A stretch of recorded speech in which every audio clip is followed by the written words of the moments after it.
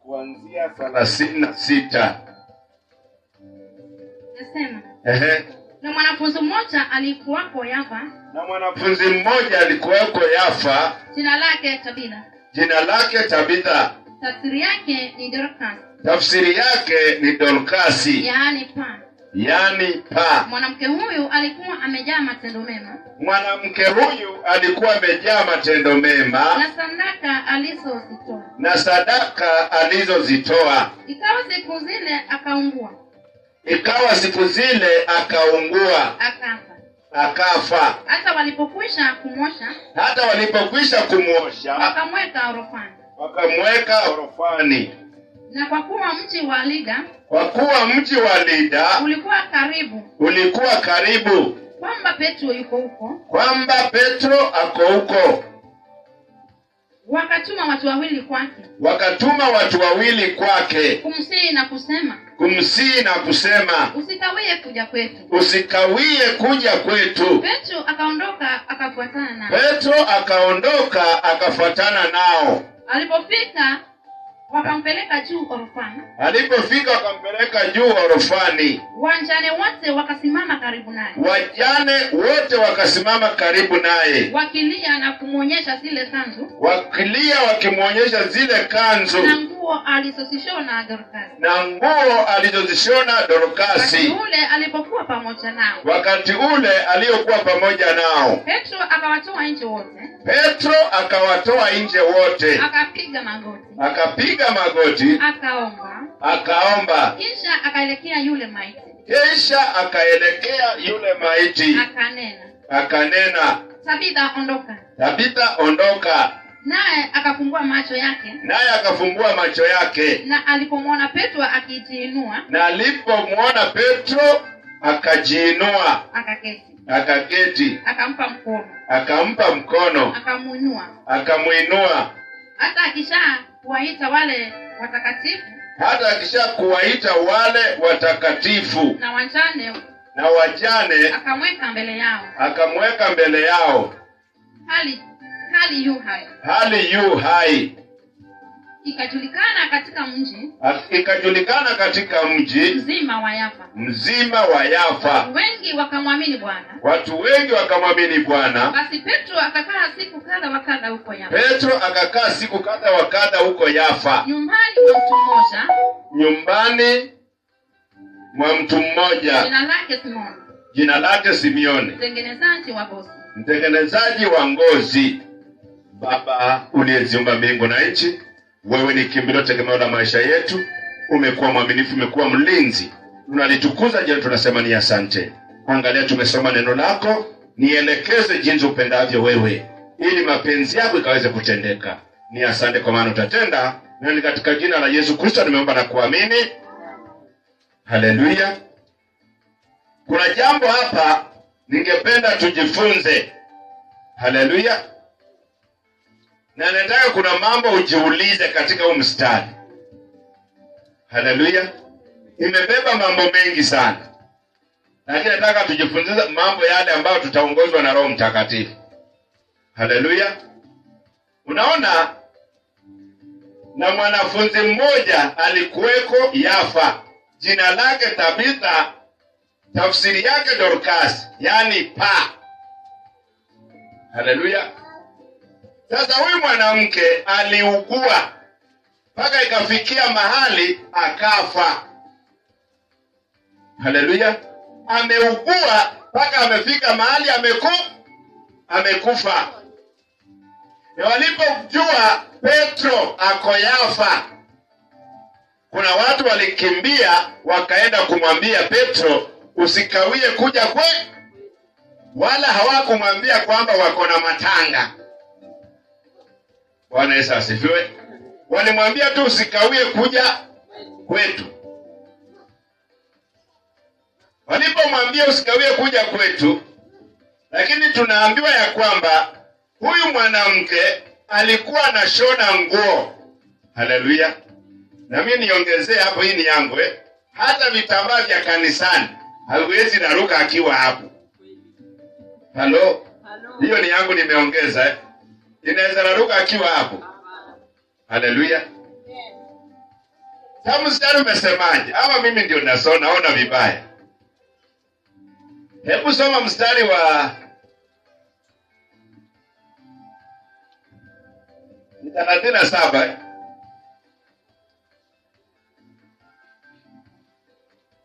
Hebu soma 36, rudia. 36. Sisi tunasema 36.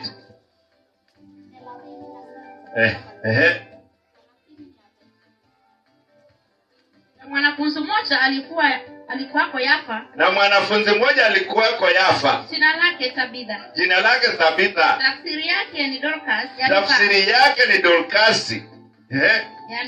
Yani paa. Mwanamke huyo alikuwa amejaa matendo mema. Mwanamke huyu alikuwa amejaa matendo mema. Ambao ni amio matendo mema ni shilingi ngapi? Na sadaka alizozitoa. Na sadaka alizozitoa. Ikawa siku zile akaugua. Sasa angalia huyu mtu kwamba alikuwa amejaa matendo mema. Mpaka watu wakaona kwamba huyu ako na matendo mema. Haleluya. Na sadaka alizozitoa. Bwana Yesu asifiwe. Amen.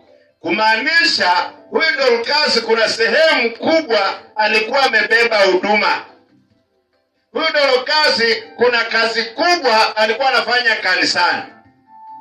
Kwa hivyo akiona mtu ameingia kanisani na matambara, ni kazi yake amshonee nguo. Haleluya. Sababu najua si hawa kulingana na maandiko, hawa hata wako wananunua nguo kwa Dorcas.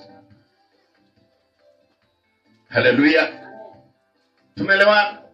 Hawa watu kwani walikuwa wananunua nguo kwa Dorcas? Chako cha kununua si umegharamika.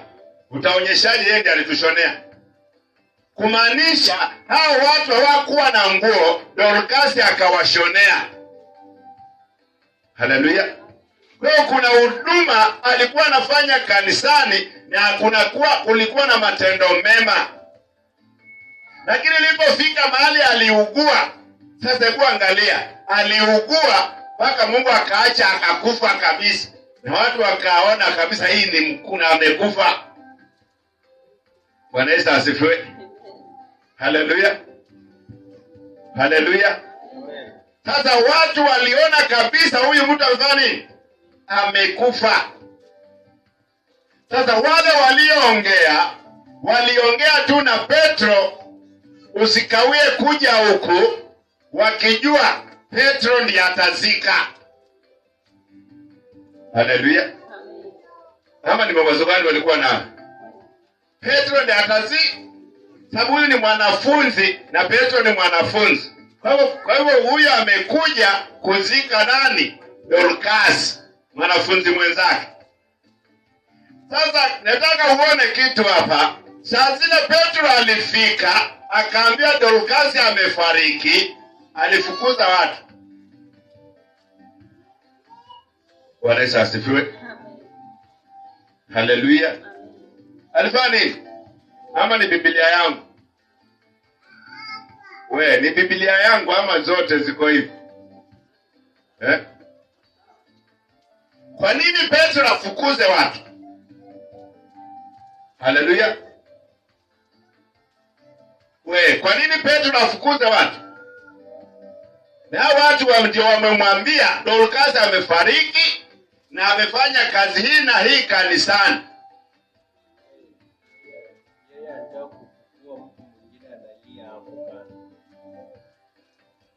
Haleluya. Kama mwanafunzi wa Yesu na alikuwa anaamini Yesu anaweza. Alijua kuna uwezekano wa Tabitha kuwa hai, lakini sasa hao wenye aliwafukuza wao kiimani hawangeendana na Petro, kwa hivyo wangezuia ule muujiza wa Mungu kufanyika. Maana hawatakuwa katika kiroho hawatakuwa pamoja. Maana huyu anasikitika Dorcas ashakufa. Mwingine ashajiandaa tunamzika basi hivyo ndo ameenda, hatutapata tena nguo zake na matendo yake makubwa ndio tumeyasahau. Sasa ndio maana kwa. Haleluya. Asante kwa ufahamu huo. Bwana Yesu asifiwe. Kitu nataka tujifunze kitu hapa ni kwamba katika kila mwanadamu alizaliwa na uwezo. Haleluya. Katika kila mwanadamu alizaliwa na uwezo. Lakini ule uwezo mwanadamu alizaliwa nao, wanadamu wengi hawajui uwezo wao. Haleluya. Wanadamu wengi hawajui uwezo wao. Kuna watu walizaliwa na uwezo. Yaani akiangalia kitu chako tu akimaka, sahau. Haleluya. Yaani akishaangalia tu amake, hiyo sahau. Kuna mtu mwingine unajua ndani ya roho mtu ameshaamini huyu amefariki na hata wahi fufuka tena na amekwamilia hapo. Na hawezi achia Mungu afanye jambo lingine. Haya amefanya mali.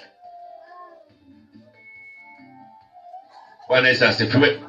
Sasa unakuta ukiwa na mtu kama huyu kwa huduma, anaweza akazuia miujiza mingine kufanyika. Sababu tayari yeye ndani yake akishaamini iko hivi ni hivyo. Bwana Yesu asifiwe. Aachi mtu mwingine naye aombe. Haleluya. Tumeenda naye kwa huduma, nimeambia fulani omba.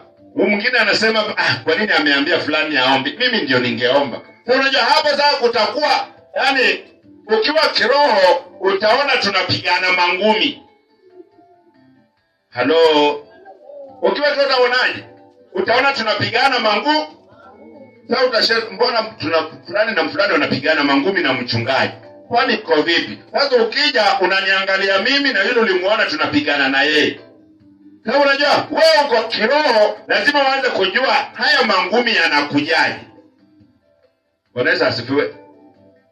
Mangumi yanakuja kwa sababu mimi nimesimama naitisha uponyaji na wewe umesimama unasema huyu hawezi pona. Haleluya. Kwa hivyo ni kama mimi nang'ang'ana kumtoa na wewe unang'ang'ana kuzuia hapa kwa barabara ili tusimfikie. Bwana Yesu asifiwe. Unaweza kuwa mpinzani bila kujua wewe ni mpinzani. Haleluya. Sasa imani yako tukianza kueleza ndio utajua kumbe mimi nilikuwa mpinzani. Haleluya. Unaweza kuwa mpinzani bila kujua wewe ni mpinzani. Kwa sababu gani uwe mpinzani? Kuna kitu umeamini na unajua ni lazima. Haleluya. Wewe unajua hata huyu akiomba haitafaniki. Bwana Yesu asifiwe. Kuna siku nilitembelea wakina Juliana pale.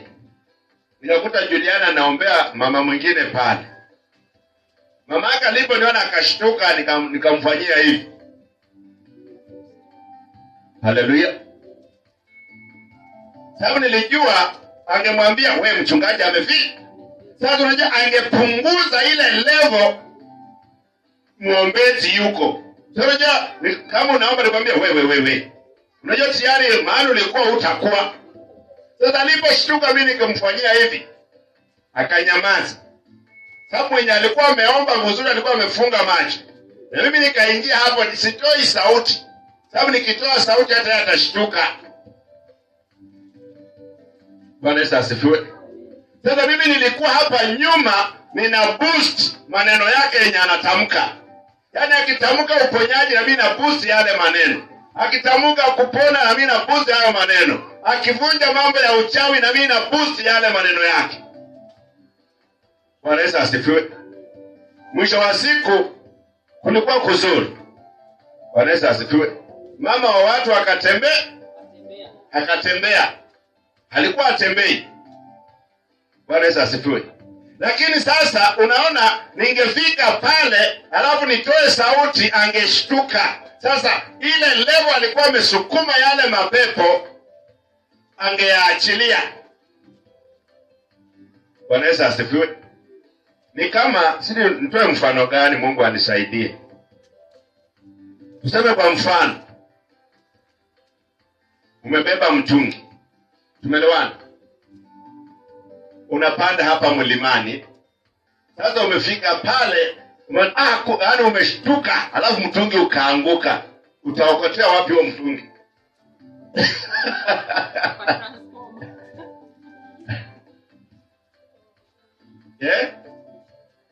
Utaokotea huko? Inabidi sasa uanze tena fresh. Lakini huyu mtu alikuwa ameshafikisha karibu, tumeelewana? Alikuwa amefikisha karibu kwa eneo. Sasa aliposhtuka ukaanguka, umebingirika, umekurudisha huko mwi. Bwana Yesu asifiwe. Na ndio maana mama yake alimfanyia mdomo hivi ili anyamaze. Hata alipomaliza kuomba, mchungaji ulikuwa hapa, nilikuwa hapa, wewe usijali. Haleluya. Sababu mimi najua kuna kila mtu amezaliwa na uwezo wake, na ule uwezo watu wengi hawajui uwezo wao. Alafu wengine wako na uwezo na hawajawahi tambua kama wana uwezo. Mwingine wako na uwezo na anakiri kabisa, mimi nikifanya hivi kuna kufanyika hivi, lakini haelewi ule uwezo ni wa nini. Haleluya. Sasa unaweza kuta ukiwa na uwezo wa kukanusha mambo. Watu kama hawa ndio Petro anawaambia endeni nje. Bwana Yesu asifiwe. Sababu najua katika roho yako haukubaliani na lile linaombwa. Katika roho yako unaona huyu mtu anakufa. Hata katika roho yako unaweza sema mchungaji anajisumbua bure. Huyu amebakisha tu kidogo tunazika. Haleluya. Huyu amebakisha tu kitu kidogo tu hapa anakufa. Mchungaji anajisumbua. Na mimi huku nang'ang'ana, mponye, mfanye nini, mponye, mjaze nguvu. Wewe mchungaji anajisumbua hapa. Yaani hauniungi mkono kabisa kwa kile ninaomba. Haleluya. Na labda imani yako na imani yangu zingeshikana, tungekuwa na mlipuko mkubwa wa kumbeba huyu mtu mpaka tumwekee mahali. Haleluya. Niulize swali. Dorcas ndiye aliitisha maombi? Hapana.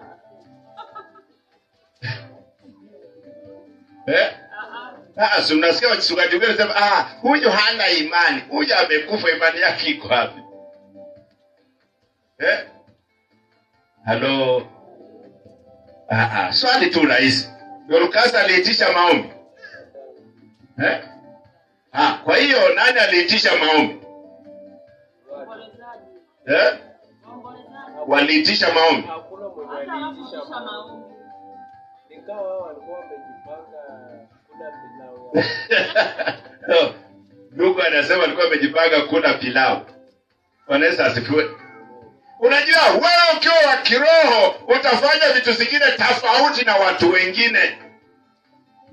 Halo. Sababu najua kila mtu alikuwa amejua Dorcas amekufa, Petro amekuja kumzika. Na Petro naye akija alikuwa ajua anakuja kufanya nini. Alipata habari amefariki, sasa amefika kwa eneo. Bwana Yesu asifiwe. Kuna mtu ambaye hajaitisha maombi, na kwa vile tumefika kwa mshikamano wetu atapona. Bwana Yesu asifiwe.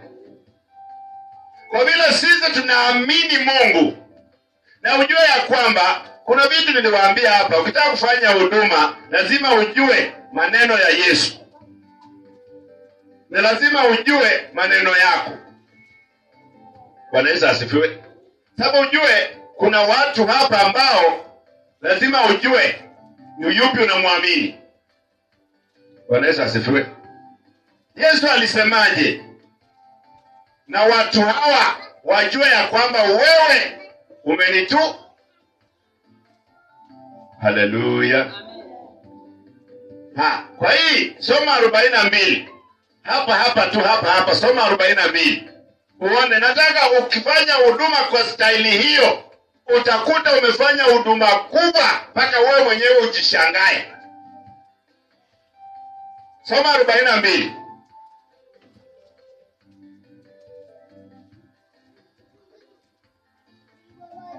Hiyo 9 tu 42. Ikajulikana katika mji mzima wa Yafa. Watu wengi wakamwamini Bwana. Hiyo ndio inakuanga suluhisho. Bwana Yesu asifiwe. Si ati watu wengi waamini superpower. Si watu wengi waamini mchungaji wangu. Si watu wengi wajue tunaomba. Watu wengi wajue Bwana anaweza. Bwana Yesu asifiwe. Lakini sisi wachungaji wengi unasema ukishafika hapa hakuna pepo hapa. Nini kifagio cha wachawi? Sasa unajua ukifanya huduma kama hivyo, sasa kifagio cha wachawi, sasa unakuta sasa vita vinakuja kwako. Utapatana na jambo ambalo litakushinda wewe mwenyewe kutatua. Haleluya. Lakini kila huduma ujifunze ya kwamba kila huduma unafanya watu wajue kuna Mungu.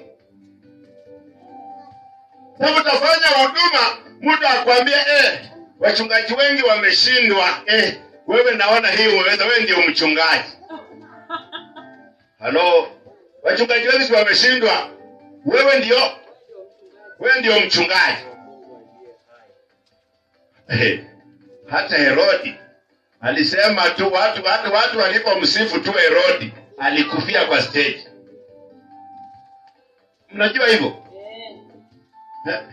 Watu walisema ameongea, huyu ni Mungu tu anaongea.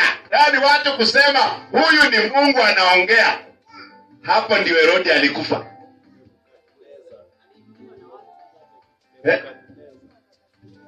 Watu hawajamuua bwana. Watu walimtukuza.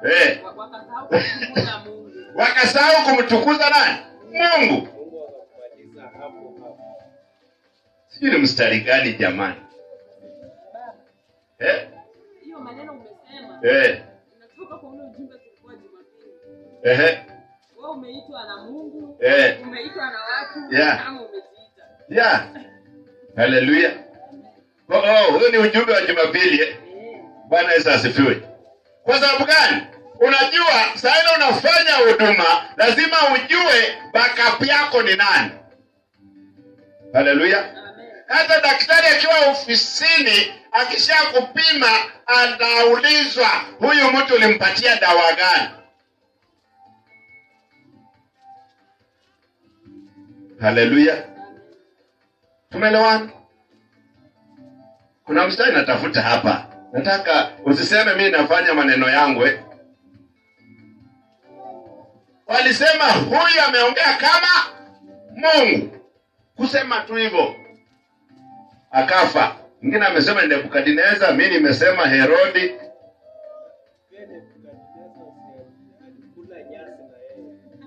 Yeye ni tofauti. Yeye ni tofauti na watu wengine.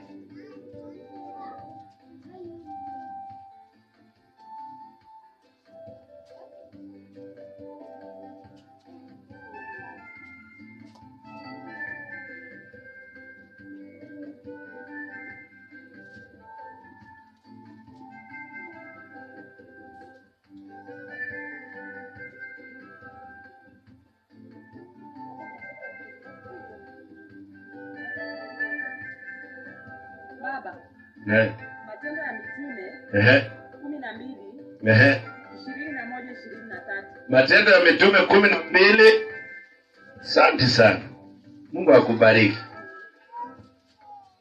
12 21-23. Soma hapo. Soma kuanzia 20. Yaani mimi nataka tujifunze wote.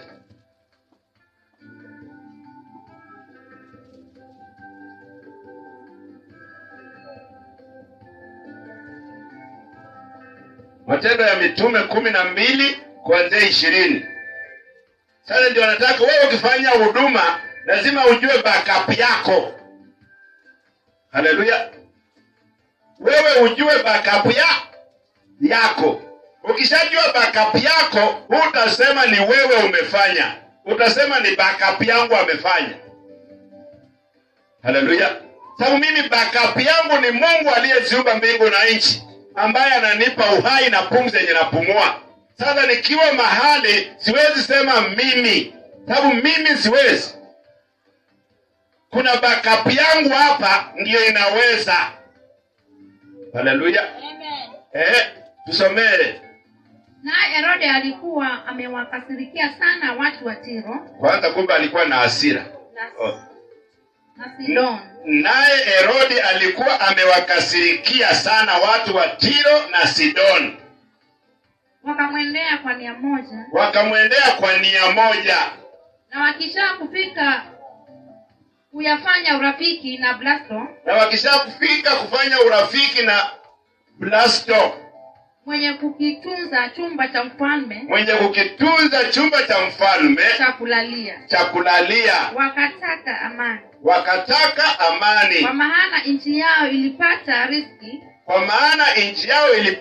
riziki. Kwa nchi ya mfalme. Basi siku moja iliyoazimiwa, Herode akajivika mavazi ya kifalme. Akaketi katika kiti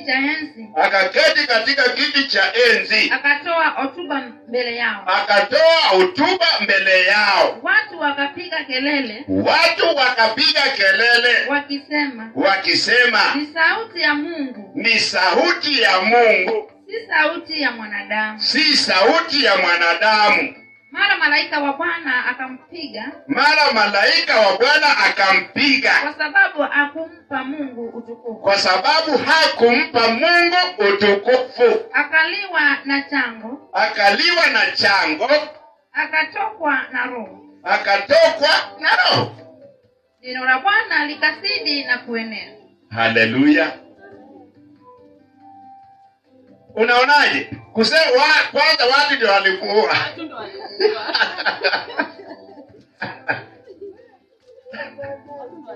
Haleluya. Watu walifanya nini?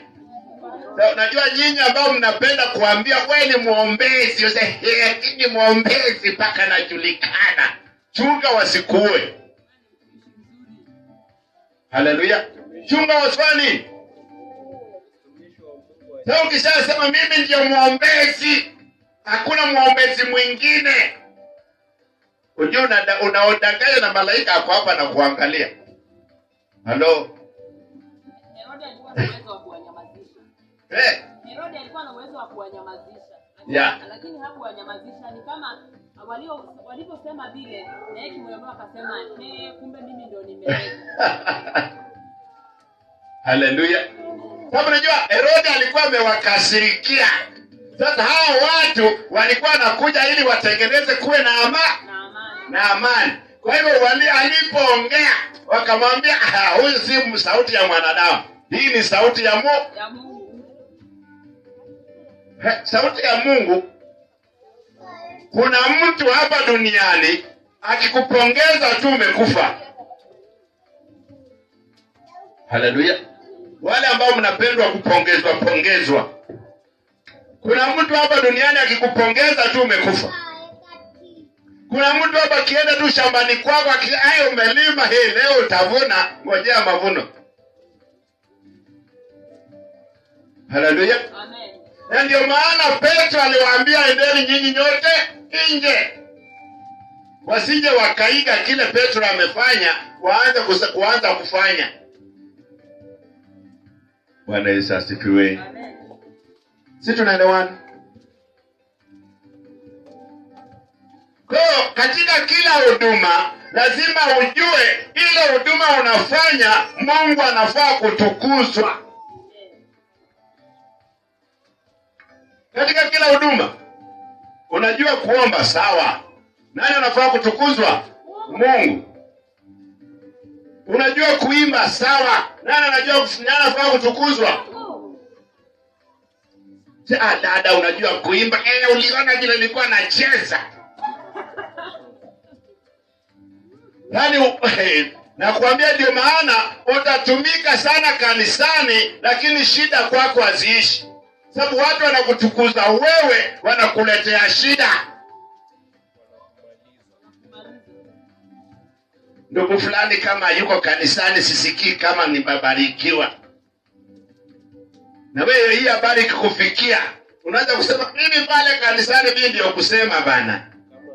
Kama siko hakuna upako.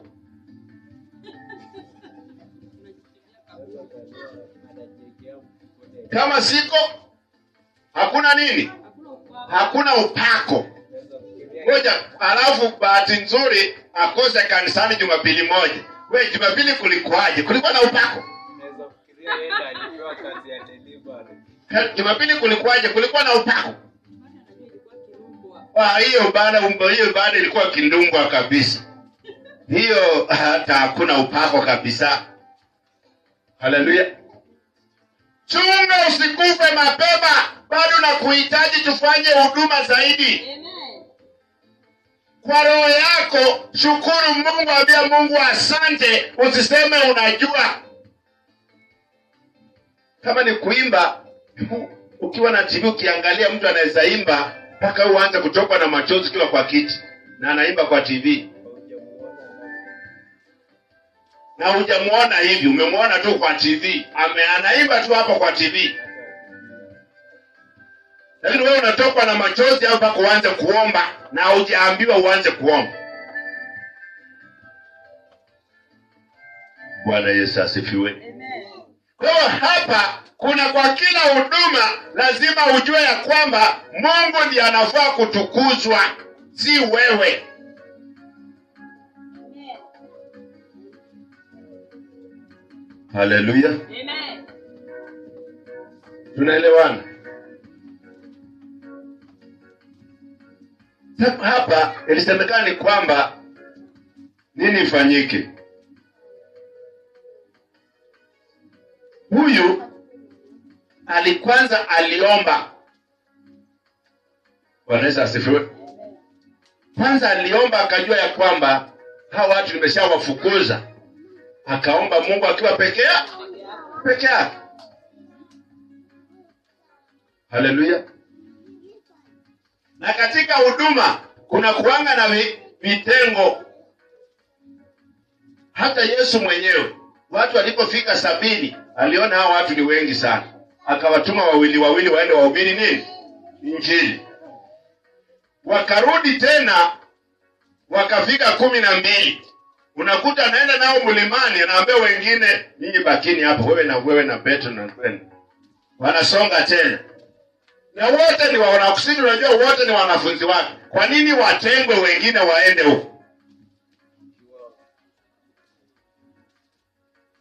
Haleluya. Tumeelewana? Unajua lazima tukienda huduma amini kile tunaenda kufanya. Na hata ukiombea mtu akufe, makosa yako iko wapi? Halo. Kuna mwenye nimetaanza mtumishi, ulisema unatupokeza huduma, nimeenda nikaombea mtu akafa. Hiyo ni shida ya nani? Kwani wewe ndio ungefaa kumponya? Mungu ndiye anafaa kumponya. Labda ule mtu umemuombea ukampunguzia mzigo wa dhambi. Labda umemuombea akajifungua ili aende akiwa mtakatifu. Haleluya. Amen. Ndio mimi nikiombea mtu namwambia mapenzi yako ifanye nini? Sababu si mimi nafanya, ni Mungu anafanya. Na Mungu kama anataka apone atapona. Amen. Haleluya. Amen.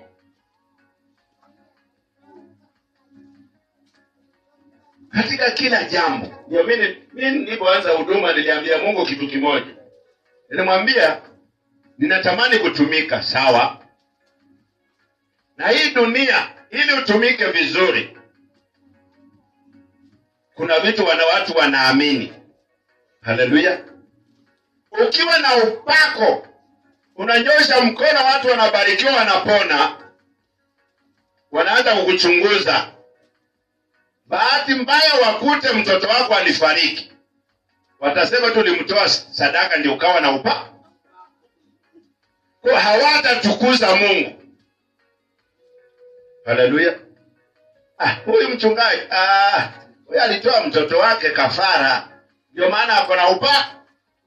Na upako. Kwa si Mungu atatukuzwa. Watatukuza vitu zingine ambazo haziko. Na nikaambia Mungu, kwa vile mimi nimeingia katika utumishi, naomba kila huduma nitafanya wewe utukuzwe. Kusiwe na kitu hapa kitasababisha watu wasikuamini. Kwa linda watoto wangu, linda mke wangu. Halo. Ili wawe hai. Ili Mungu akinibariki na una upako. Halo. Yule mpinzani atafute sababu yako, hata yeye aseme hapa ni Mungu. Sababu wanaamini. Kama kitu cha kwanza wanaangalia, tuseme tu kwa mfano, sasa ile ninapanguza, labda niwe na kitambaa cha kala moja. Napanguza. Unaona akihubiri anatoa kitambaa chekundu kwa mfuko, yaani wanaangalia paka kala. Unaona akihubiri anatoa kitambaa cheupe kwa mfuko, ile kitambaa si bure. Yaani wanaanza tu. Kitambaa iwe imezeeka kidogo. Unaona kitambaa chenyewe. Bahati ingine niwe niko na pete, nimenunua pete, nimeweka. Unaona zile pete, ule mkono anafanya hivi, angalia vizuri kuna pete. Halo. Sasa unakuta katika hii vitu watu wanasema vitatoa mtu mwenye imani hata amini. Hata wanga na ni kweli ako na pete, kwani ako na pete 3, ako na wake 3. Hii pete ni za nini? Unajua sasa hata kama angeamini anajiita kamkutano, hata sema lakini ako na kamkutano.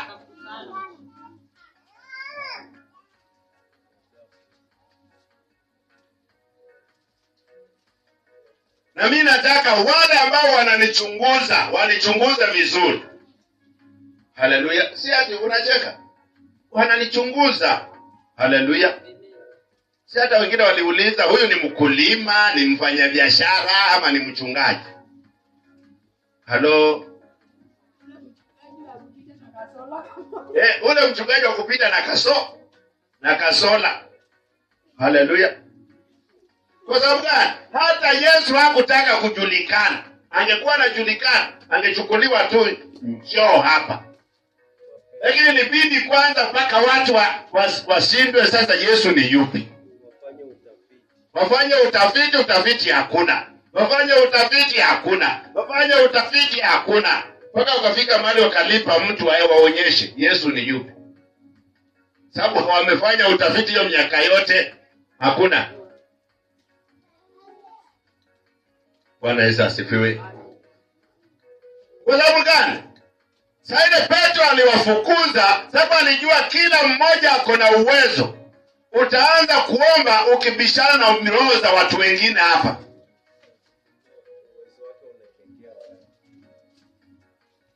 Na kwa vile wamewafukuza wako nje, wanajiuliza sasa na huyu anafanya nini na maiti huko ndani?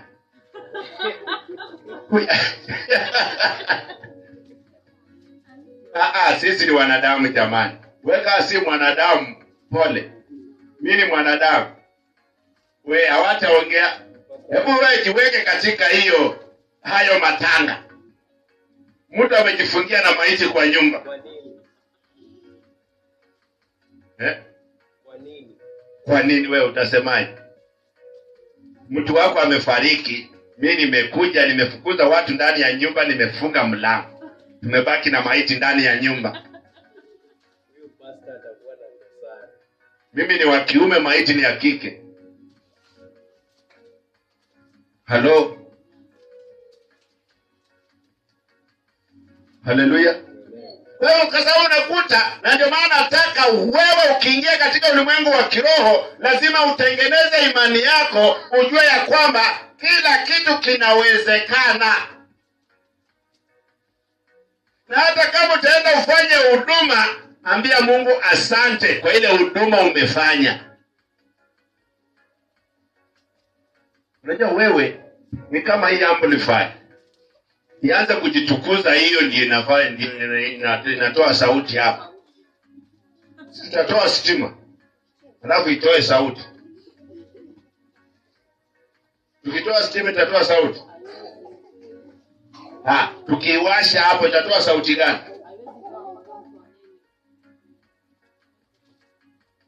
Haleluya. Kwa hiyo ili sauti itoke, kuna mambo imefanyika ambayo ni mengi ndio sauti itoke kwa speaker. Haleluya. Angalia vile tumeunganisha vitu. Inatoka kanatoka kwa simu, kanaenda hapo, kanatoka hapo, kanaingia pale, kanatoka pale, ndio kanaenda kule. Angalia hiyo mzunguko wote. Hata wewe katika maisha yako, huo mzunguko huko. Bwana Yesu asifiwe. Ukifika mahali katika roho yako uanze kujitukuza, jua mwisho wako uko karibu.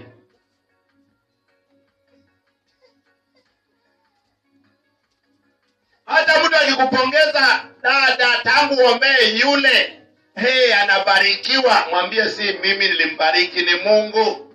Wewe muamini nani? Mungu. Sisi ni wanadamu. Kuna mtu atakupongeza tu. Haleluya. Hawa walijua wanamuua Herode.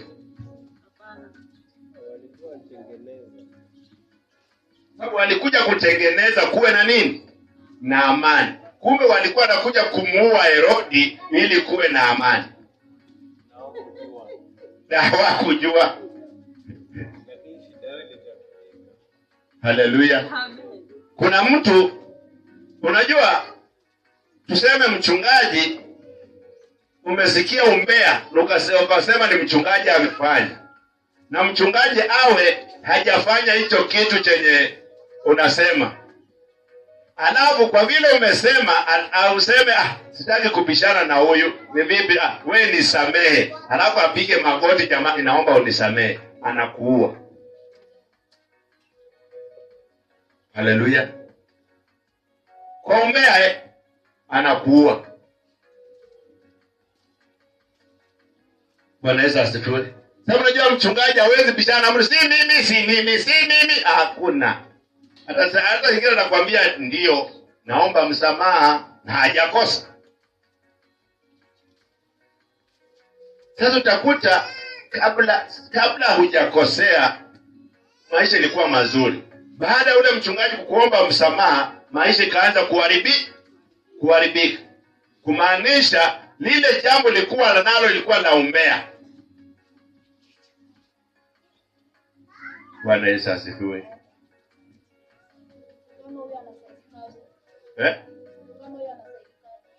Msaada wake hawezi kubaliana nao. Msaada wake ni kwamba atoke kule na sadaka, aje aombe mchungaji msamaha. Na hiyo ni jambo ngumu. Wachungaji wanataka nini? Pesa. Si jambo rahisi. Haleluya. Sema jamani, mchungaji, nilisikia umbea hivi na hivi na mimi nikachangia. Naomba tu nisamehe. Na atoe sadaka yake ya nini? Ya msamaha. Iko kwa Biblia hiyo. Sio ni maneno yangu. Kuna sadaka ya msamaha, kuna sadaka ya kutubu, kuna sadaka ya ihari, kuna sadaka nyingi ziko hapa. Paka ya kufuta maneno uliyonenewa iko hapa. Hata hiyo iko hapa. Haleluya. Tumeelewana? Sasa unakuta sasa Petro alifika, aliangalia imani ya wale watu wako ndani. Akasema watu nikisema nianze kuomba hapa nitakuwa na kazi ngumu.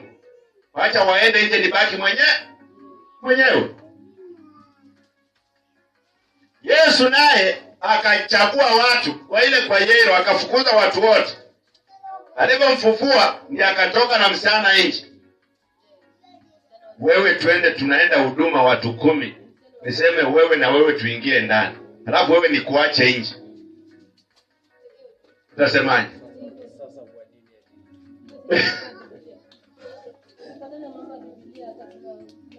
Haleluya. Niseme wewe na wewe tuingie ndani.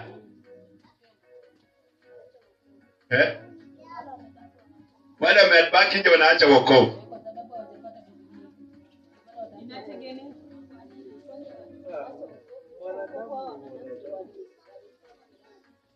Sasa kama mimi ndio mchungaji wako, tumeenda sisi wote huduma, alafu niseme wewe na wewe tuingie ndani, nyinyi bakini hapa nje. Inategemea na nafsi ya mtu mwenyewe. Mimi ukiniacha nje, sitajiuliza mbona umeenda nao ndani. Mimi ukiniacha nje, mimi huku nitaomba Mungu afanye nini? Ishara. Yaani mimi nitabaki huku nashikilia nje. Sisi tunabaki nimekaa bure. Ama anafanya umbea.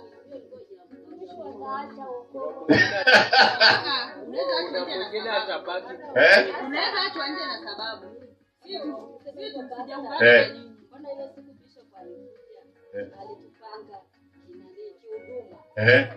Hiyo ni tofauti.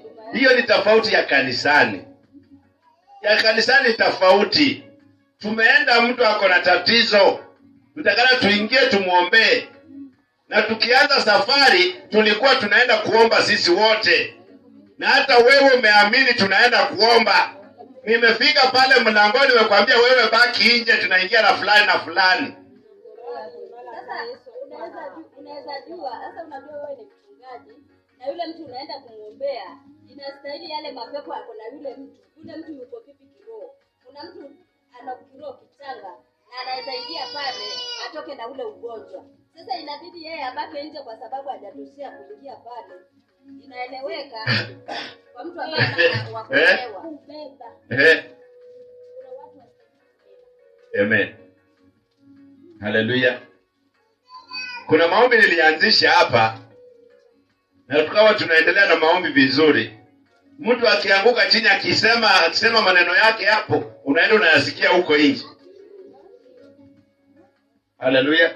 Sasa watu kama hawa ni wanaambiwa bakini nje. Sababu najua mkiingia naye utajua tu lazima utaisikia wapi? Sokoni.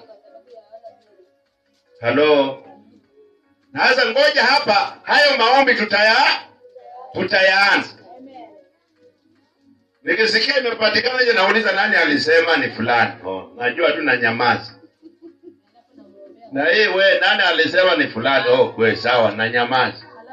Wewe nani alisema unanyamaza? Sasa mtakuwa tu mnasikia tumeenda na huduma fulani, tumeenda na fulani, tumeenda na fulani. Mbona mchungaji anichukui uende ukitafute umbea?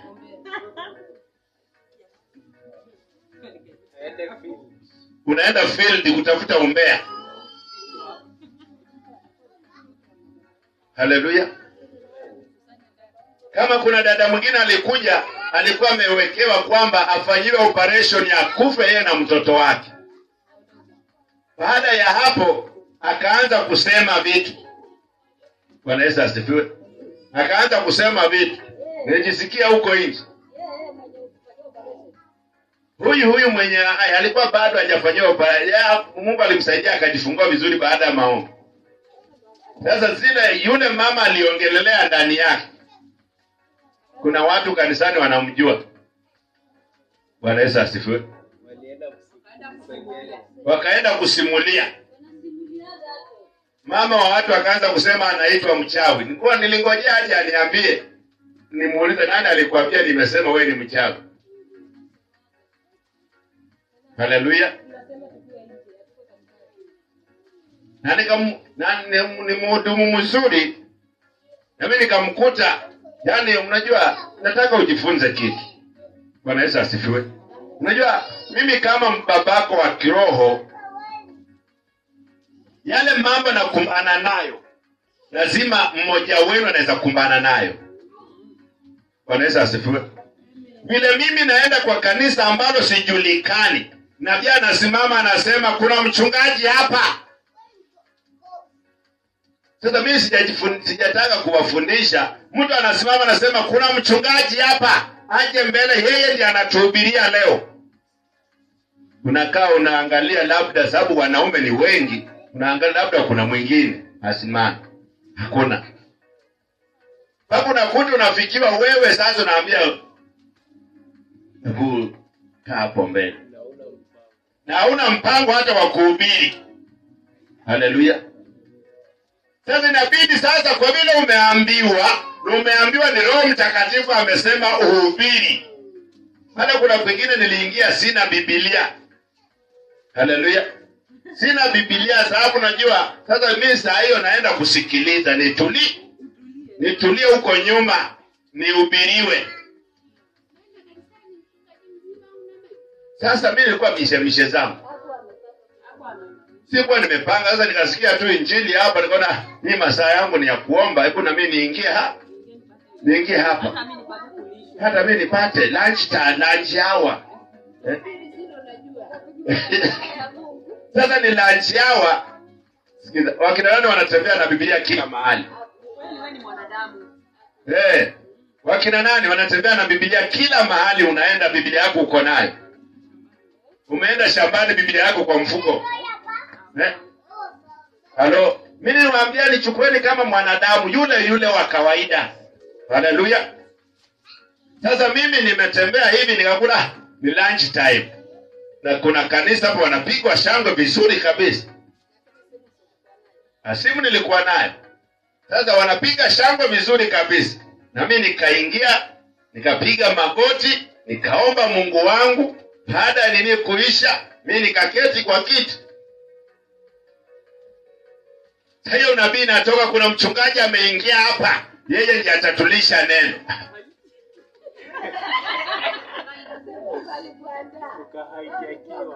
Kama umeitwa na Mungu utakuwa unapanga hivyo. Haleluya.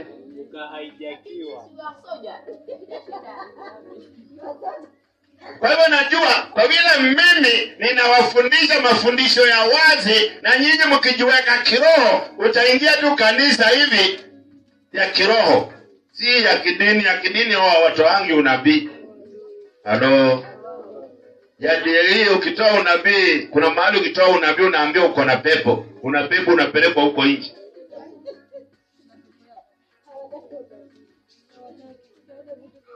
Halo.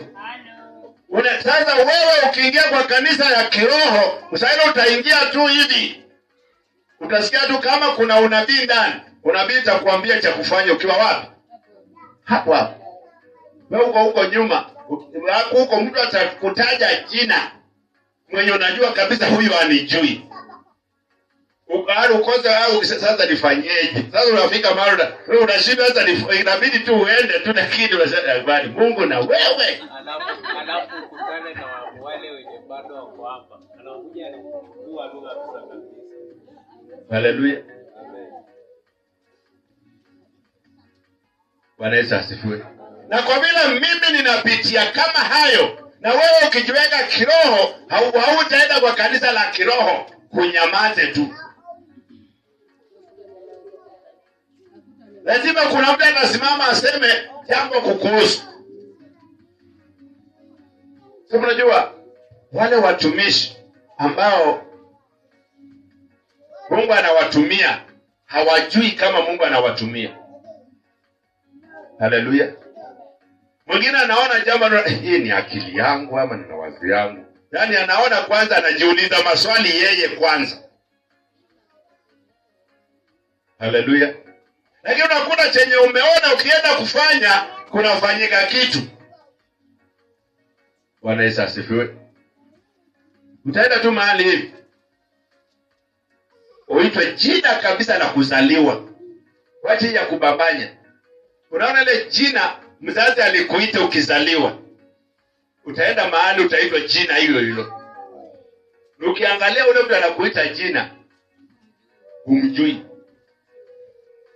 Roho amesema fulani, ukiangalia hiyo jina hakuna mtu anajua mahali unaishi. Haleluya. Wewe si unajua tunazaliwa alafu unaitwa kajina kingine. Akili kishapevuka unakataa kwa kajina. Haleluya. Nasema hii kajina sitaki hiyo jina. Unabadilisha. Hata wengine walierevuka hata kwa kitambulisho hawajaweka hilo jina. Walibadilisha kabla hawajajaza kitambulisho. Alafu ukute mtu anatoa unabii na kuita ile jina. Utasema ameambiwa na nani? Ama nyinyi hamna tule tumajina mliitwa na wazazi? Katoto nini, kabebi nini, vile vijina.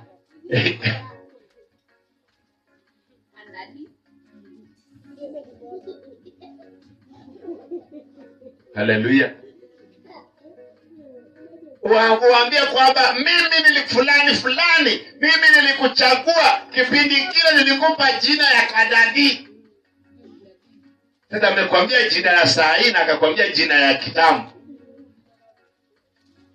Wewe hata kwa kitu uketi. Haleluya. Sababu unajua hiyo ujumbe huwa inakujaga na nguvu fulani ambao hata kama wewe mahali huko utaona ni kama kuna kitu si cha kawaida. Haleluya. Mwingine alikuwa ametoroka kongamano. Sasa anakuja, sasa kwa geti kule anaambiwa fulani ulikuwa unaenda kutafuta nini? Haleluya. Fulani ulikuwa unaenda kutafuta nini? Mimi Mungu ni nini nimekosa? Sasa anasikia jina huko, aliacha babake kwa geti na kupiga magoti kule, akikeja na magoti.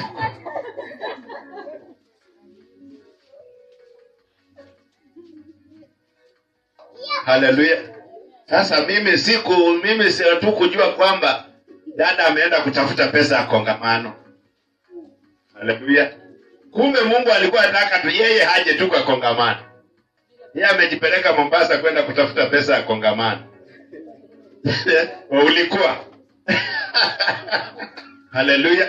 Sasa angalia, na mwenye anatabiri ni Mtanzania, si Mkenya. Mwenye utasema anakujua. Haleluya. Tena anatabiri madhabahuni. Fulani uko wapi? Umeenda kutafuta nini? Unasikia wewe umefika kwa geti, unasikia jina lako.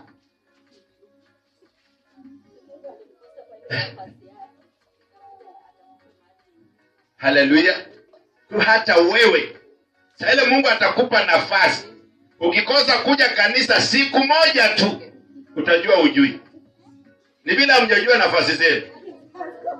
Amen. Yaani ukikosa tu kuja kanisani siku hii moja. Hata kama uko na nguo mlima wa Kilimanjaro, utakuwa unaziacha kwa nyumba na kuja huko. Bwana Yesu asifiwe. Hebu kuja Jumapili moja niseme leo siendi kanisani, sisikii vizuri. Sasa mkija kuniambia haina shida, mimi sisikii vizuri, endeleeni tu na ibada. Alafu mimi nilale zangu pale.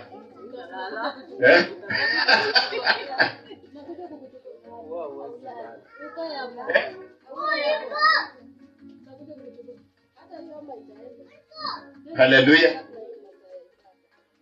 Tumeelewana? Sababu najua kuna ombi ambalo unaomba na Mungu aangalie ni kweli unasema. Haleluya. Umesema ya kwamba Mungu nibariki na kazi, nitakutumikia hata kwa pesa zangu. Mungu akakubariki na kazi, ikawa ndio ofu ya kwenda kanisani. Sasa uende kanisani sababu uko na kazi.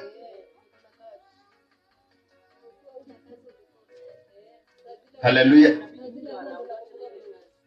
Anaondoa ili upate time ya kwenda kanisani. Haleluya.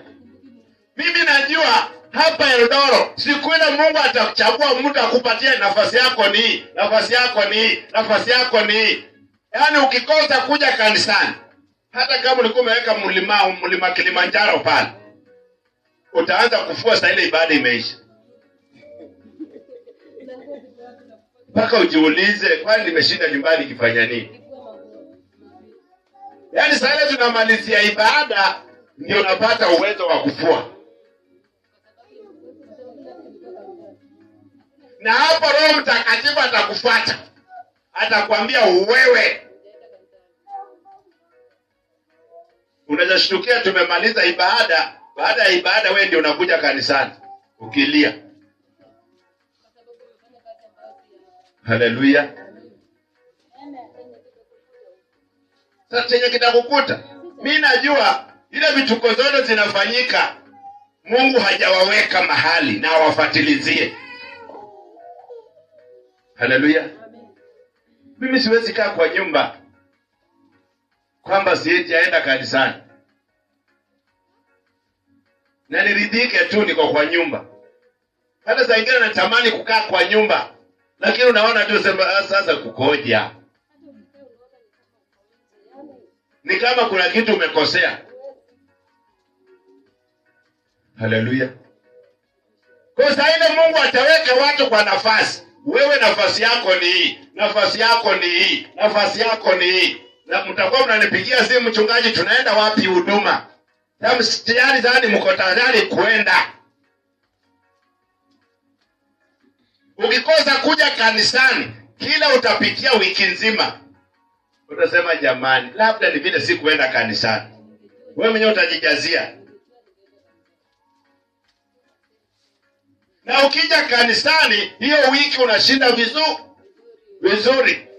Ukikosa kuja kanisani, hata kibarua unakosa. Inakuwa ni wiki ambayo ya mng'ang'ano. Haleluya.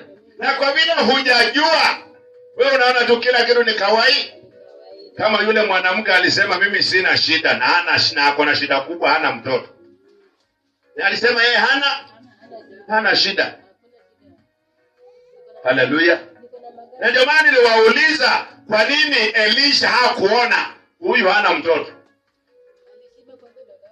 Na utumishi wa Elisha vile tunamuelewa, hakujua huyu hana. Mwenye alijua ni nani? Gehazi ndiye alijua mwenye hana upako.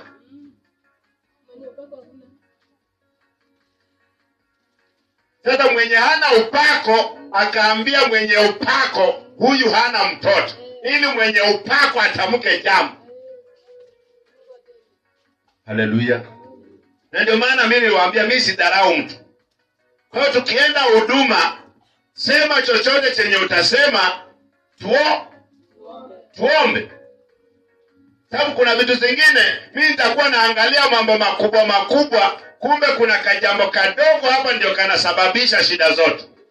Sasa wewe ukikaa pale, utaniambia mtumishi, wewe tulikuwa hapa nimeona jambo fulani. Wewe tukiomba tuombe jambo fulani. Na mimi nitapata si ati mimi ndio mchungaji hapa. Hakuna mtu anafaa kutoa unabii hapa. Mimi ndio mpakwa mafuta wa Mungu. Hata Elisha alikuwa mpakwa mafuta wa Mungu. Na Mungu mwenyewe. Wacha sisi tumepakwa na wanadamu tunasema ni mpakwa mafuta wa Mungu. Halo? Ogopa na mtu ambaye Mungu mwenyewe anamuandalia chakula ashika kula.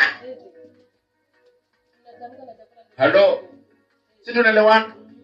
Wewe lini Mungu alikuandalia chakula? Wewe mwambie alete hapa hata mimi nikule. Iko wapi? Si ile umeenda kupiga huko. Huyu mtu alikuwa ameketi akasema nimechoka na huduma. Yezebeli ananitafuta niue. Hakuna haja nikufe mikononi mwa mchawi. Wacha nijifiche hapa chini ya mti nikufe. Mungu anamletea anamwambia wewe acha ujinga, kuna safari kubwa sana huko mahali unaenda. Kula hii. Anakula anamaliza anamwambia kula hii ingine. Halafu huyu mtu hajaona. Kiaje akaona. Haleluya. Kwa mimi na upako wangu kuna shida, wewe unafaa kuona uniambie tuombe. Haleluya. Sasa wewe ukishaona hiyo shida uniambie fani tuombe. Na kuna shida nafaa kuona mwenyewe niombe. Haleluya. Kama Petro aliona hiyo shida akasema hii ni ya kwangu, nyinyi nyote nje.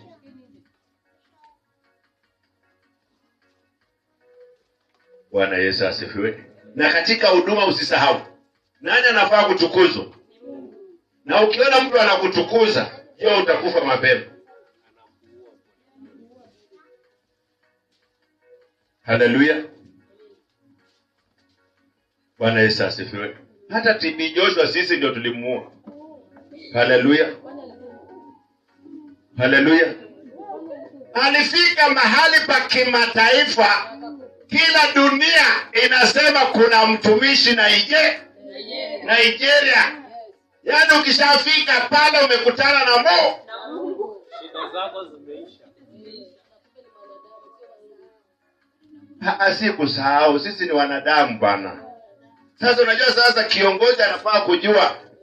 Na hata kiongozi alikaa muda mrefu sababu alikuwa anajichunga sana katika maneno yake. Watu walikuwa wanataka kujua upako ni nini. Anafanyaje watu wanapona. Naye alikuwa anajitetea kabisa, ndiye alikaa muda mrefu kidogo. Bwana Yesu asifiwe. Alikuwa amesema siri ni kumpatia Mungu kila kitu. Siri ni kumwachia Mungu kila kitu. Siri ni kumuomba Mungu kila. Yaani alikuwa anajitetea, hakuwa anasema mimi ndio mtumishi. Hujasikia watumishi wakitangaza kwa redio? Ukishakutana mtumishi fulani, shida zote na ushuhudi natolewa. Tangu nilipokuja hapa nikapewa maji ya upako, shida zangu kwa vile nimekutana na Baba, shida zangu zimeisha.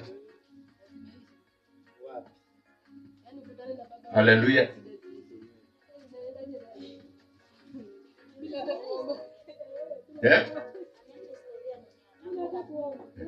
TB Joshua ameacha historia duniani. Mpaka hata sasa mahubiri yake nasikia. Haleluya. Mimi nilikuwa nimesema nitaenda Nigeria. Bwana Yesu asifiwe. Haleluya. Bwana Yesu asifiwe. Kwa sababu gani niende? Haleluya. Unajua kwa sababu gani ningefaa niende? Nilionyeshwa maono, ananiongelesha. Sawa? Na yale maneno aliniongelesha, chenye niliona ni suti yake. Haleluya. Na hata nikamtafuta mtumishi fulani nikamtembelea. Sasa nimemtembelea, ile suti nikaiona. Yaani vile alinikujia nikamuona hivyo. Haleluya. Sasa nikasikiliza yale mahubiri yake. Nikamwambia sikiza mtumishi, najua hapa ni kwako. Naomba kama ni story nyama, nataka kusikiliza huyu mtu. Nilimuona kama amevaa hivi tu bila amevaa hivi. Na akaniambia hivi na akaniambia hivi. Haleluya. Kwa ndoto aliniambia power and authority. Haleluya. Kwa ndoto. Ile suti nilipomuona anahubiri power and authority.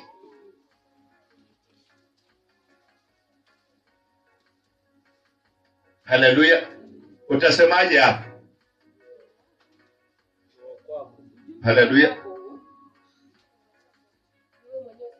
Mimi nilimuona ananiambia katika huduma bila hizi vitu viwili hakuna mahali unaenda.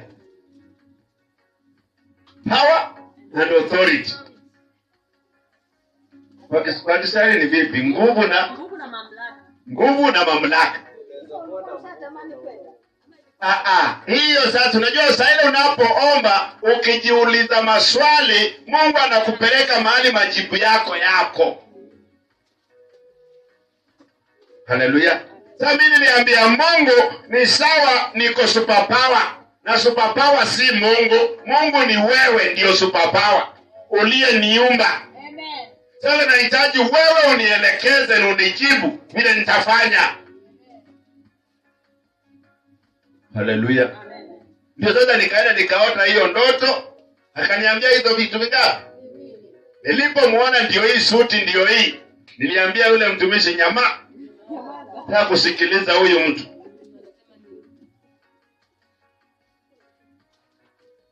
Haleluya. Na nikamsikiliza, maswali yangu yote akawa amejibu katika yale mahubiri. Bwana Yesu asifiwe. Sababu kuna watu wanajua mtumishi akiombea mtu akimtoa pepo, anasema hawa watu hata mtumishi ako na mapepo. Hajui kama kuna uwezo wa nani? Wa Mungu. Oh, wanasema utatoa ule uweke wako. I say, yani mtu kama huyu naomba tu Mungu asaidie muonyeshe chenye kiko. Haleluya. Mungu asaidie, Mungu tusaidie kanisa tumalize haraka. Unajua naogopa watu wanaweza jigonga kwa hii miti tena tuanze kuchanga pesa hospitalini.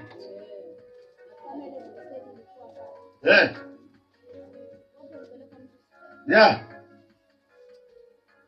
Tena crusade kama hiyo siku yani nilichukia sana.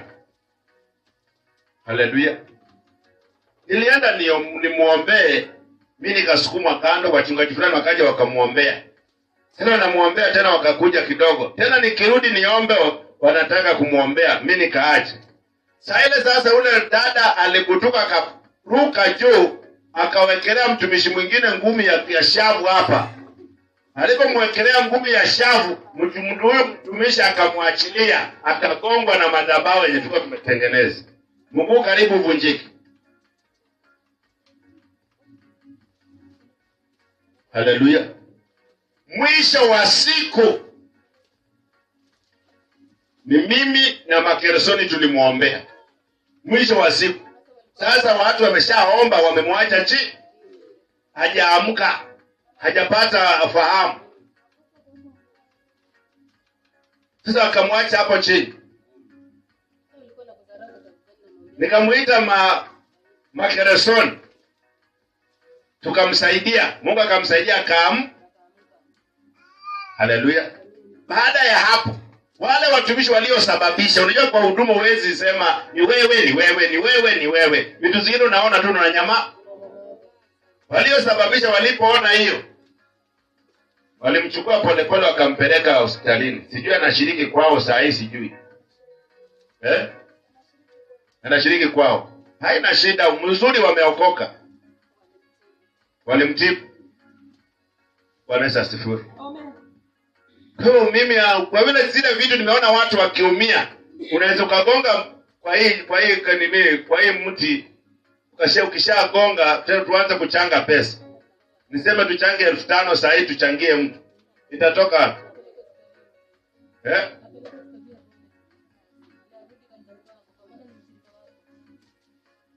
Bwana Yesu asifiwe. Sasa vitu kama hizo sitaki zitoke. Bwana Yesu asifiwe. Ndio tunataka tuwe na kanisa kubwa hii, tukishaweka ule ukuta. Kuwe na kanisa kubwa, mtu akitaka kuzunguka azunguke. Viti tukue tuweke huko nyuma. Watu wazunguke vile wala ukitaka kuombea huko nyuma wewe omba, ukitaka kubingirika wewe bingirika tu, mimi sitaki kujua. Haleluya. Na kama Mungu atakuweka mahali ambapo unafaa kutumika, tutatumika. Bwana Yesu asifiwe. Takana ukienda kwenu nyumbani, ile maombi ya kitoto tu, unaomba kwa watu wakikudharau. Unaomba tu hivi wanakuta imetendeka. Bwana Yesu asifiwe. Kwa unajua, sisi wengine tunataka kujulikana na watu sisi ni watumishi. Wacha huduma yako ikutangaze. Haleluya. Wacha huduma yako ikutangaze. Na ukisikia mtu anasema akikutukuza, mwambie sikiza, hii vitu zote ni za kujifunza. Sijui chocho. Wewe mwambie Mungu akupe ya kwako. Bwana Yesu asifiwe. Haleluya. Kwa hivyo kuna mambo ambayo tukiangalia unashindwa cha kusema. Kwa sababu utapewa nafasi yako, utakuwa hukosi kanisani. Hii kanisa haitakuwa inashinda kutoka asubuhi mpaka jioni bila mtu kuingia. Haleluya. Sasa kuna masiku hapa, nisipoingia hapa unakuta kutoka asubuhi mpaka jioni hakuna mtu ameingia. Haleluya. Tunaelewana? Kutoka asubuhi mpaka jioni hakuna mtu ameingia. Tukisema tuanze morning glory, mtakuja siku ya kwanza, siku ya pili, siku ya tatu, mtajikuta mwenyewe. Mtaanza jamani sijui, jamani sijui, jamani sijui. Nikiwauliza morning glory tuweke saa ngapi, hamsemi. Hello. Lunch hour, nitajua lunch hour kila mtu ako kibarua. Na jioni wamechoka, hata kumuimbia Mungu hawawezi. Hello. Jioni wamechoka, hata kuomba kwa hata kwa nyumba hawataomba, watalala tu.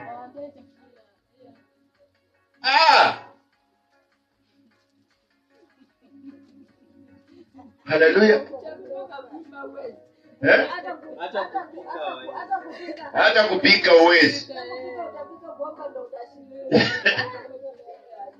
Haleluya. Sababu hapa inatakana wewe ukijisikia kuja hapa, njoo piga magoti, mwambie Mungu kitu chenye utamwambia, rudi nyumbani. Badala ya kwenda kukaa kwa jirani mkipiga ombea, njoo ukae kanisani. Utapata maono ya kiroho. Jamani, niende wapi jamani? Niende wapi? Nimtembelee fulani ili mpige umbea.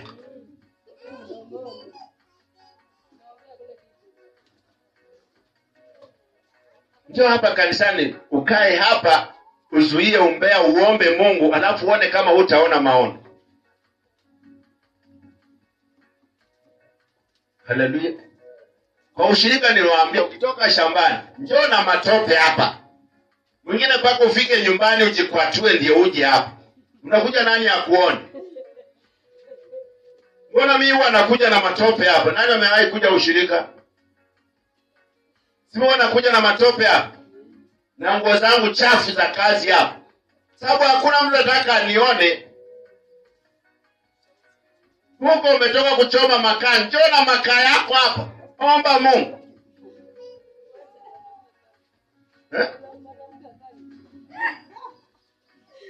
Si umetoka shughuli?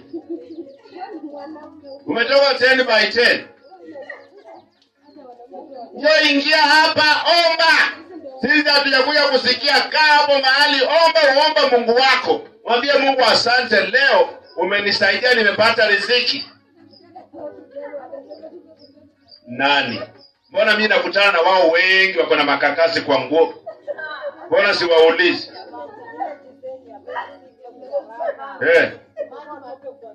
Haina shida.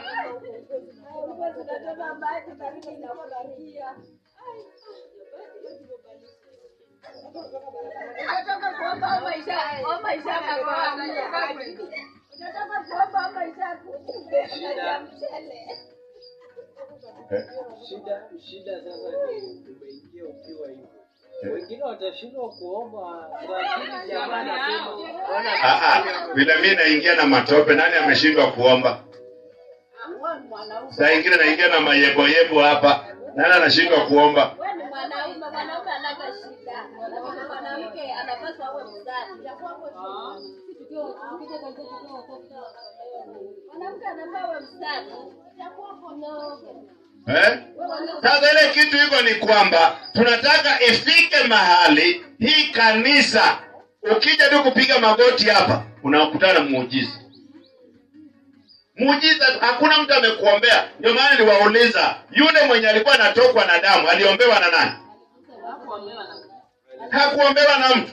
Kumaanisha si lazima nikuombee. Wewe fika tu na uambie Mungu chenye unataka.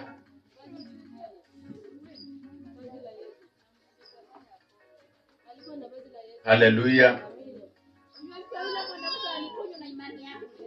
Yeah. Yaani vile ametoka kwa nyumba akasema yule mtu kumuona ni shida. Mimi nitakuza tu va. Hata labda aliona nikienda hapo nitaonekana ni aibu. Kwa sababu kile kipindi ilikuwa inachukuliwa wenye wako kwa hiyo hali wamenajisika. Haleluya. Sasa tunataka tufike mahali mchawi akikutana na wewe akuogope. Na hawezi akakuogopa na huo mbea uko nao. Hawezi akakuogopa na ile akili uko nayo. Hawezi akakuogopa na ile imani uko nayo. Lazima imani yako ipande. Badala mchawi akuogope, ni wewe unaogopa mchawi.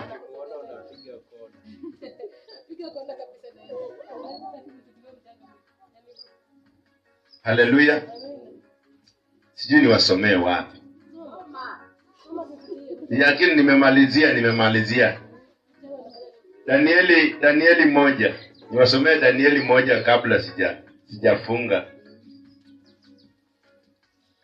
Niwasomee tu hapo, tutahubiri siku nyingine hiyo.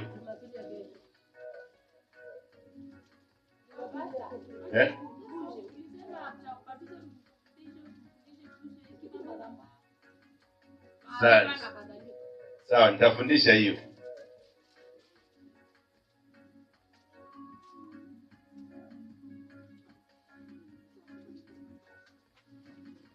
Kumi na saba. Danieli 1:17.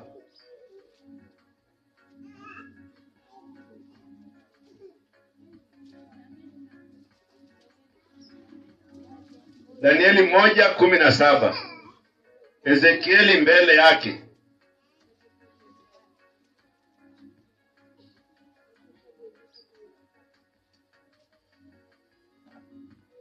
Danieli 1:17.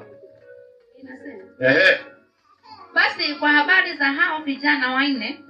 habari za hao vijana wanne, Mungu aliwapa maarifa na ujuzi katika elimu na hekima. Danieli naye alikuwa na ufahamu katika maono yote na ndoto. Lazima upewe vitu. Tuendelee. Hata mwisho wa siku zile alizoziagiza mfalme za kuwaingiza mkuu wa matowashi akawaingiza mbele ya mfalme Nebukadneza.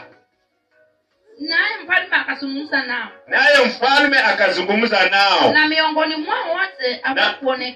miongoni mwao wote hawakuonekana waliokuwa kama Danieli na Hanania na Mishaeli na Azaria. Kwa hiyo wakasimama mbele ya mfalme. Na katika kila jambo la hekima na ufahamu aliyowauliza mfalme. Akawaona kuwa walifaa mara 10. Sikiza. Mnasikiliza? Akawaona kuwa endelea. Walifaa mara 10 zaidi ya wanganga na wachawi waliokuwa katika ufalme wake. Amen.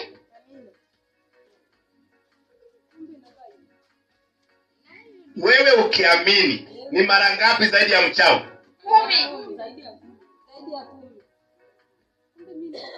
Halo. Sasa huyu mtu unamshinda mara 10, unamuogopa wewe. Haleluya. Ukimuona unabadilisha njia. Na wewe ukiamini tu Mungu ni mara ngapi? Mara 10 zaidi yake. Atakushinda na nini? Ili afike mpaka namba 5, wewe utakuwa umelala.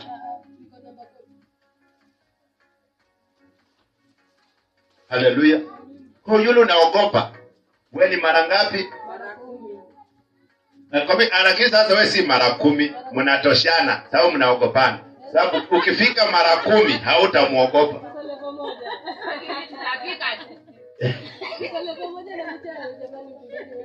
Sasa kama unamuogopa, nimerogwa, unajua nakaa na fulani, unajua jirani yangu ni fulani, unajua sijui kuwa. Hivyo sasa mko na yeye hapo hapo. Ndio maana unamuogopa. Sasa utafika mara 5 zaidi yake. Ataanza kuona huyu si mtu wa kawaida.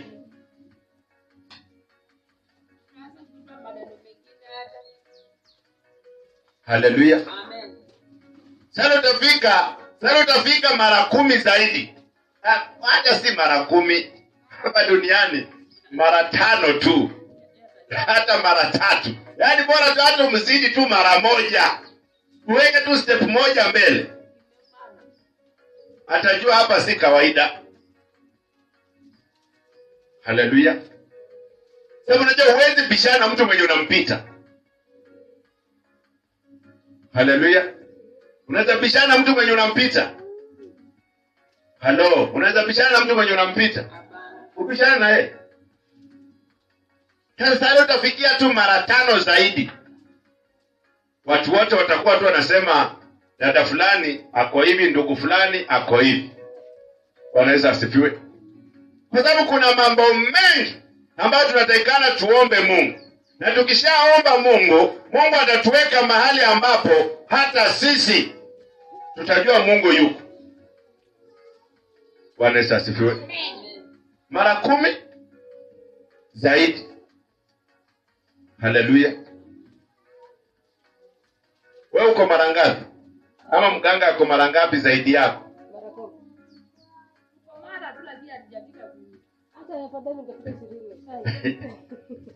Haleluya. Ako mara ngapi? Wewe uko mara ngapi? Yule mwenye anakusumbua, ukiamini tu Mungu, utamzidi. Sasa sijui utafika mara ngapi?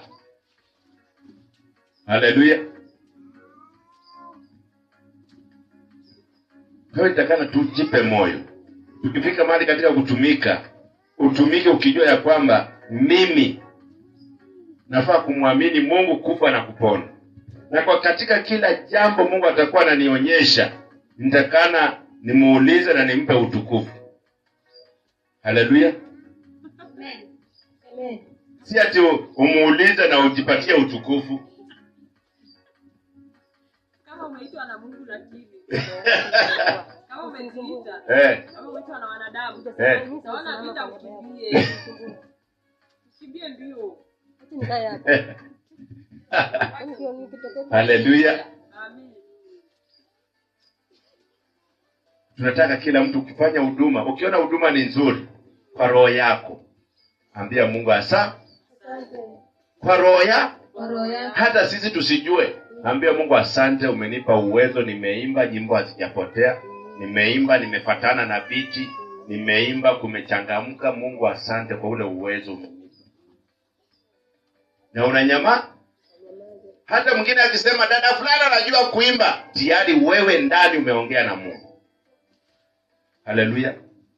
Umeenda kijijini, umeombea mtu amepona. Usiseme mimi siku hizi ni mtumishi.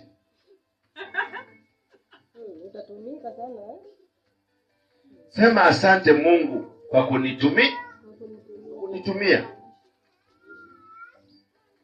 Haleluya. Wewe hujawahi ona uko kwa nyumba, hizo sufuria zingine ndogo ndogo ni chafu, lakini kuna sufuria kubwa ni safi. Unataka kupika haraka haraka. Utachukua na utangangana kuosha ama utachukua hiyo kubwa kubwa?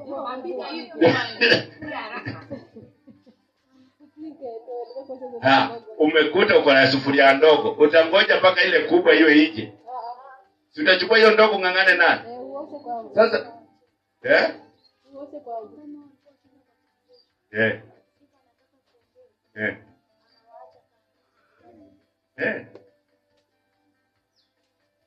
Tumeelewana?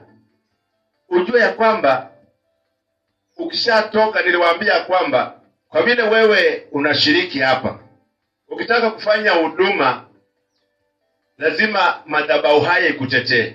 Si ndivyo? Na kama madhabahu haya nakutetea, ni wewe tu upige simu useme jamani niko mahali fulani nikashtukia huduma. Sasa mwenye kiongozi wa hapo akishajua kuna katika ulimwengu wa kiroho kuna vile utalindwa. Bwana Yesu asifiwe. Na awe ni kiongozi ambaye anakubali watu wafanye huduma. Haleluya. Sababu kama si kiongozi ambaye anatamani watu wafanye huduma, sasa umefanya huduma atasimama kwa madhabahu aseme watu wengine wanajifanya wachungaji hapa, wanabeba vichwa wanaona ndio wamekuwa. Sasa unajua badala haubiri injili, ni wewe utakuwa unaambiwa. Anakukashifu. Hata ukimwambia jamani nilikuwa nikipita nikaombea dada fulani akafunguliwa, anakuambia hata Yesu alimfufua Lazaro na akarudi akafa. Kwa hivyo hata ni kama unamwambia hata badala akutie moyo akwambie jamani umefanya vizuri, hebu ng'ang'ana Mungu akupandishe kiwango juu ya juu zaidi.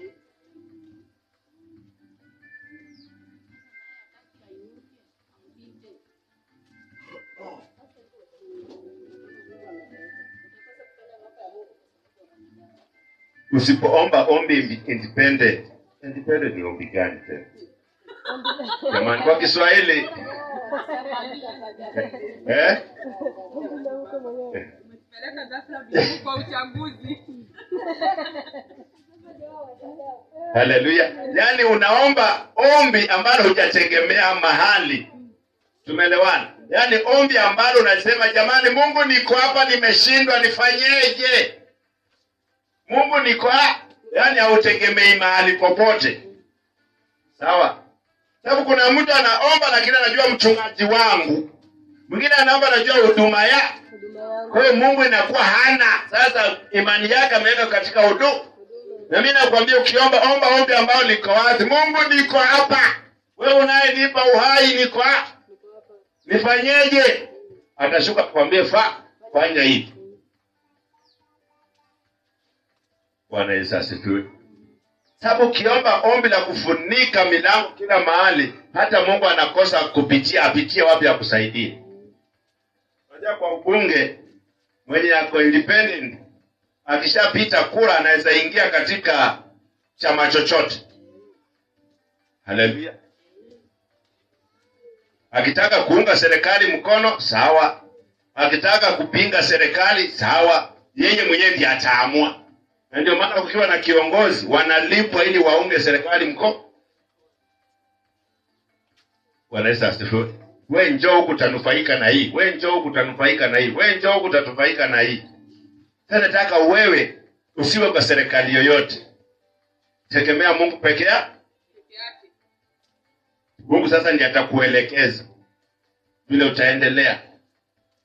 Utafika mahali utaambia mtu wewe usifanye mchezo kama huo. Akienda kufanya mchezo kama huo, anaenda anapitia shida, anakuja kwako akinyenyekea. Haleluya.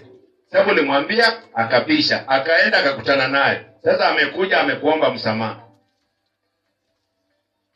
Haleluya. Kwa hivyo mahali popote utafanya huduma, mahali popote utaona umefanikiwa, mahali popote utaona watu wanakutukuza, hizo sifa peleka kwa Mungu. Haleluya. Mungu atafika mahali aseme ya kwamba huyu ni mtumishi wangu. Kama mahali popote unatembea anatukuzwa yeye. Bwana Yesu asifiwe. Tumeelewana? Kwa vile vitu ziko ni kwamba ni wewe uombe ombi ambalo litakusaidia. Na ukiomba ombi ambalo litakusaidia, hata msaada utapata mkubwa kuliko ule wangu yenye nitakupatia. Bwana Yesu asifiwe. Amen. Tumeelewana? Amen. Sasa omba ombi nzuri. Wewe, ni wewe Bwana, ni wewe.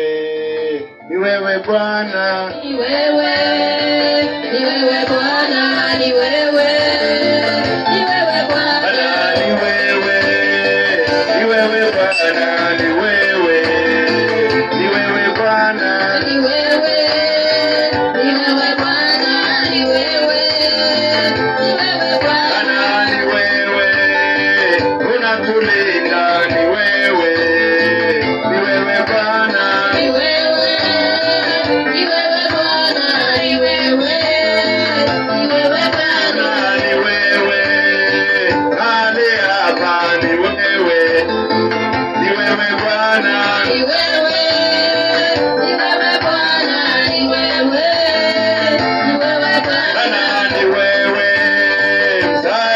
wetu ni wewe, ni wewe Bwana, ni wewe, ni wewe Bwana, ni wewe, ni wewe Bwana, ni wewe unatulinda, ni wewe, ni wewe Bwana, ni wewe, ni wewe Bwana, ni wewe, ni wewe Bwana, ni wewe hadi hapa, ni wewe, ni wewe Bwana, ni wewe, ni wewe Bwana, ni wewe, ni wewe Bwana, ni wewe unatulinda, ni wewe, ni wewe Bwana, ni wewe, ni wewe Bwana, ni wewe, ni wewe Bwana, ni wewe unafundisha, ni wewe, ni wewe Bwana, ni wewe, ni wewe Bwana, ni wewe, ni wewe Bwana, ni wewe unaokoa, ni wewe, ni wewe Bwana, ni wewe, ni wewe Bwana, ni wewe, ni wewe Bwana. Kila mtu enda mbele za Mungu, mwambie kitu kwa ajili ya maisha yako, mwambie kitu kwa ajili ya huduma yako, mwambie Mungu kitu kwa ajili ya huduma yako, katika jina la Yesu. Mungu akakuongoze, Mungu akakulinde, Mungu akakufungue, Mungu akakuponye, katika jina la Yesu Kristo wa Nazareti. Haleluya.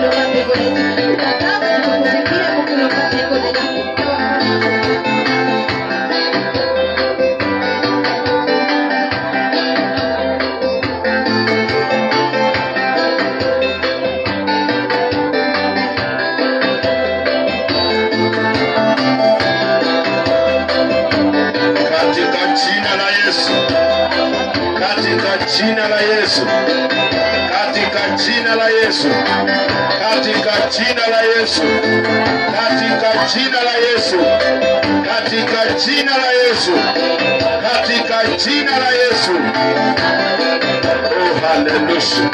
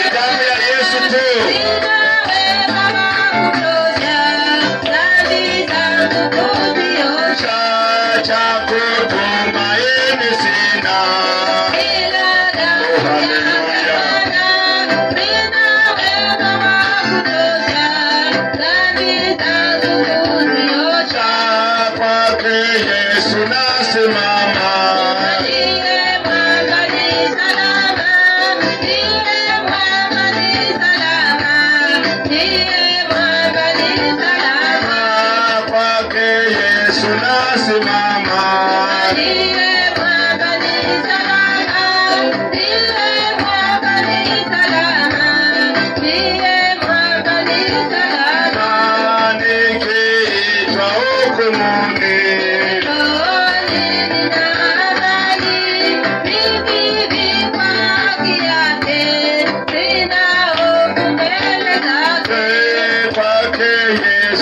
tunasimama. Ndiye mwamba ni salama, ndiye mwamba ni salama, ndiye mwamba ni salama. Kwake Yesu nasimama. Ndiye mwamba ni salama, ndiye mwamba ni salama, ndiye mwamba ni salama. Kwake Yesu nasimama. Ndiye mwamba ni salama, ndiye mwamba ni salama, ndiye mwamba ni salama. Damu yake ya sadaka. Nategemea daima, yote chini ya giza, Mwokozi atanitosha. Damu yake ya sadaka. Nategemea daima, yote chini ya giza, Mwokozi atanitosha. Kwake Yesu nasimama. Ndiye mwamba ni salama, ndiye mwamba ni salama, ndiye mwamba ni salama. Baba uliyeziumba mbingu na nchi, wewe ni kimbilio tegemeo la maisha yetu. Umekuwa mwaminifu, umekuwa mlinzi. Tunalitukuza jana, tunasema ni asante. Angalia, tumesikia neno lako kwamba kuna uponyaji. Tumesikia neno lako katika kila jambo ni wewe unafaa kutukuzwa. Baba, tunajikabidhi mikononi mwako. Baba, tunaomba sifa na utukufu uwe unakurudia wewe kila wakati tunapofanya huduma, kila wakati tunapokuita, kila wakati tunapokuomba, kila wakati tunapofundishana, kila wakati tunapohubiri, katika jina la Yesu. Tunajua sisi ni wanadamu, kuna roho za kujisifu, kuna roho za kujipendelea. Baba, naomba msamaha kwa ajili ya hiyo roho. Naomba msamaha kwa ajili ya kujiinua. Naomba msamaha kwa ajili ya kujiinua. Naomba msamaha kwa ajili ya kujipendelea. Naomba msamaha kwa ajili ya kujiinua, katika jina la Yesu.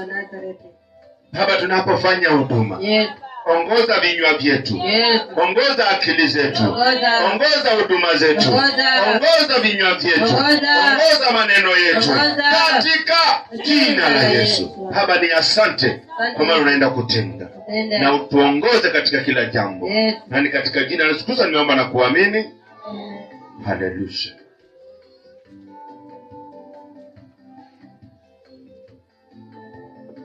Dada kuja hapo.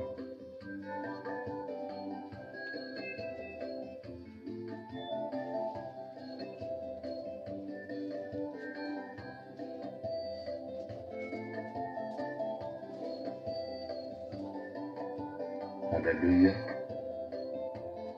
Kuna vitu fulani nataka tukatae.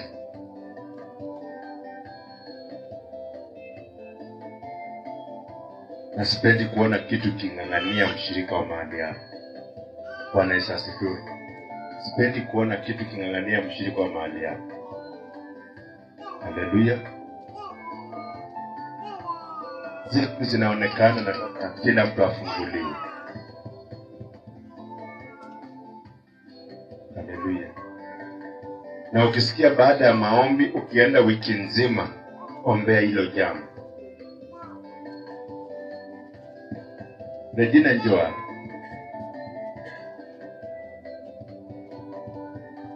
Baada ya maombi inatakana ufanye nini? Ujiombee katika kila kitu umesikia ukiombewa. Na ujichunguze. Usikubali tu mchungaji amesema. Uchunguze na wewe ukiomba. Usiombe kwamba ni mchungaji alisema. Omba kwamba hata wewe unaelewa chenye unaomba. Haleluya. Omba ni kama wewe unaelewa chenye unaomba. Ukielewa chenye unaomba, itakuwa vizuri zaidi. Haleluya. Sababu wewe umechorewa duara, hufai kuruka. Sasa shida umefungwa na miguu na mikono. Sasa sijui hiyo duara. Sasa tunataka hiyo duara tuivunje. duara kabisa hivi, uko katikati ya duara, umechorewa. Unajua hapo, unajua duara ni kitu kibaya sana. Ni kama maisha yako imewekwa tu isisonge mahali. Yaani unakaa wewe unaona unasonga, lakini hakuna mahali unaenda. Na hizi vitu tunataka, na ndio maana nimesema kama ni utajiri tunatoka tukiwa hatutaki tuache mtu kwa duara kwamba anazungukia hapo. Nataka awe na step na kwenda mbele. Haleluya. Kwa hizo vitu tunaenda kukemea. Hata maroho ya kweli inashangaa vile unatamani kuokoka. Yaani inashangaa, unasikia kushangaa.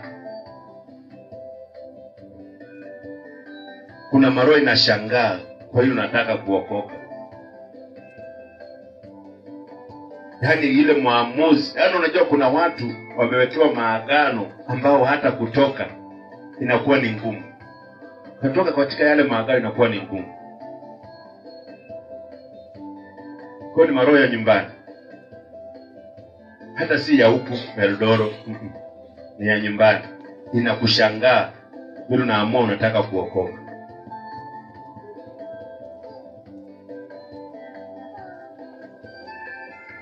Haleluya.